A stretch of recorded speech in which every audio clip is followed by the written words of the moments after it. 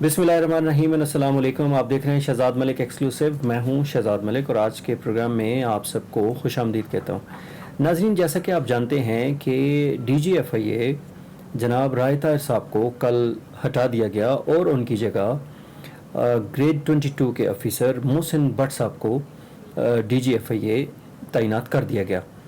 मैंने 3 हफ्ते पहले ही आपको इस प्रोग्राम के थ्रू, अपने यूट्यूब चैनल के थ्रू बता दिया था कि हालात अंदर के जो हैं DGFIA राय ताहिर और गवर्नमेंट के हालात कोई अच्छे नहीं हैं। उनकी आपस में अंडरस्टैंडिंग नहीं बन रही। एक विश लिस्ट है जिसके मुताबिक उनको कहा जाता है, वो नहीं कर पाते, और उसके अलावा कुछ ट्रांसफ़र पोस्टिंग्स और कुछ मर्ज़ी के बंदे भी वो अपनी टीम के बंदे नहीं लगा पा रहे थे, जिसकी वजह से उनके इख्तलाफ थे।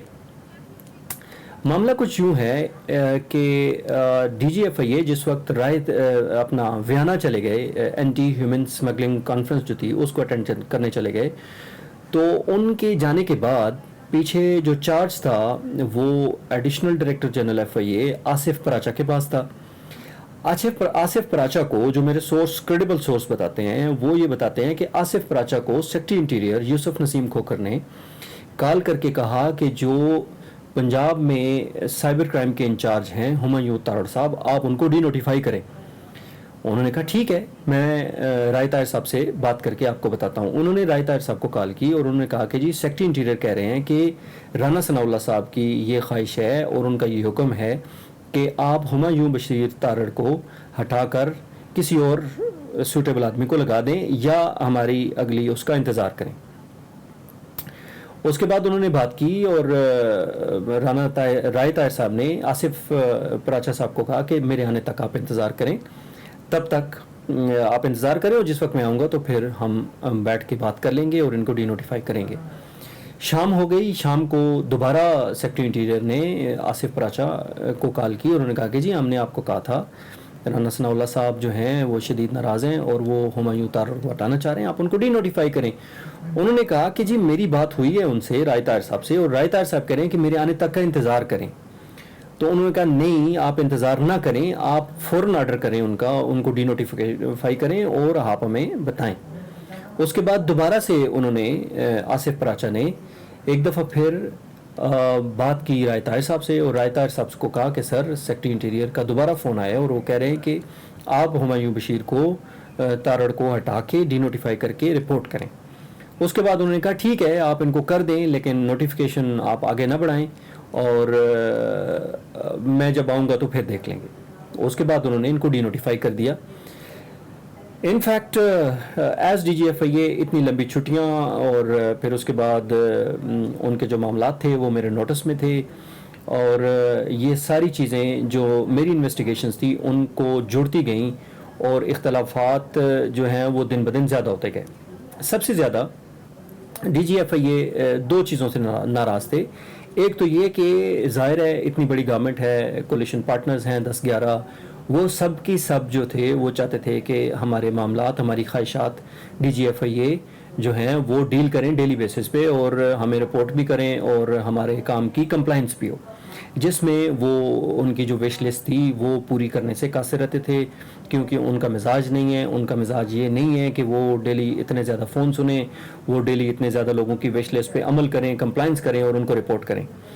दूसरा सबसे अहम इशू ये था कि गवर्नमेंट और इस मुल्क के मुक़्तदर इदारे ये चाह रहे थे कि सोशल मीडिया और इलेक्ट्रॉनिक मीडिया को कट टू साइज़ किया जाए थ्रू FIRs, थ्रू क्रैकडाउन्स और थ्रू लिटिगेशंस के इनको गिरफ्तारी की जाए। सबसे अहम इशू जो इस्टेब्लिशमेंट चाह रही थी उनसे वो ये था कि शाहज़ेब खानज़ादा, क्योंकि शाहज़ेब खानज़ादा ने पिछले 10-15-20 दिन से जो तनकीद की है वो इंतहाई ज़बरदस्त किस्म की तनकीद है मुक़्तदर इस मुल्क की इस्टेब्लिशमेंट के ऊपर। जो इस मुल्क का सियासी निज़ाम है वो हर बंदा ही कर रहा है, ज़ाहिर है हम भी कर रहे हैं, बाकी सारे भी कर रहे हैं, लेकिन क्योंकि वो एक बड़े प्रोग्राम को होस्ट करते हैं और एक बड़े चैनल को होस्ट करते हैं तो उनकी तनकीद जो है वो ज़्यादातर लोगों को पहुँचती है और ज़्यादातर लोग उनको फॉलो करते हैं।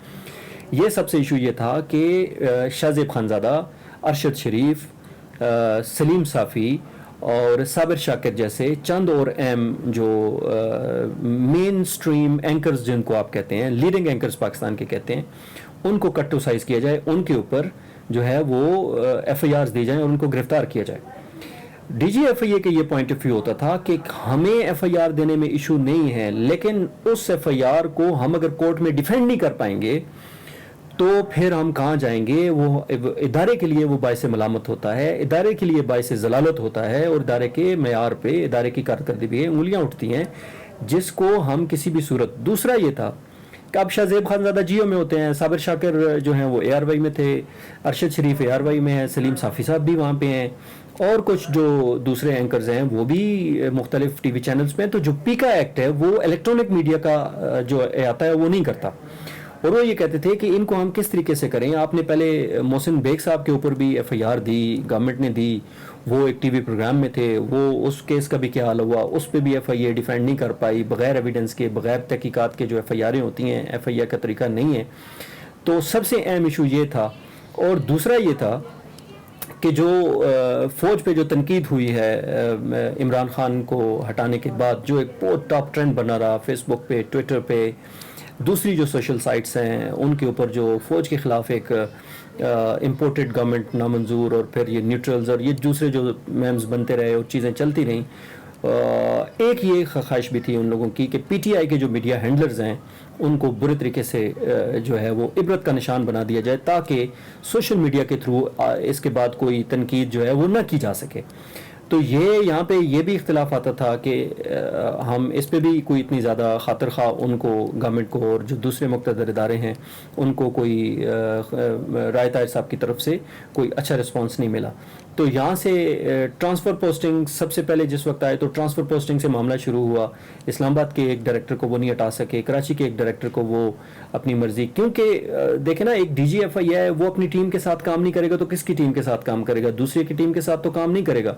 تو ان کو سب سے پہلا یہ مسئلہ ہوا کہ ان کی جو مرضی تھی جن لوگوں کے اوپر ان کو وہ نہیں لا سکے، اور وہ جن کو لائے دوسرے ڈپارٹمنٹ سے فوراً پولیس سے لے کے آئے وہ ان کو ایکومنڈیٹ نہیں کر پائے تھے.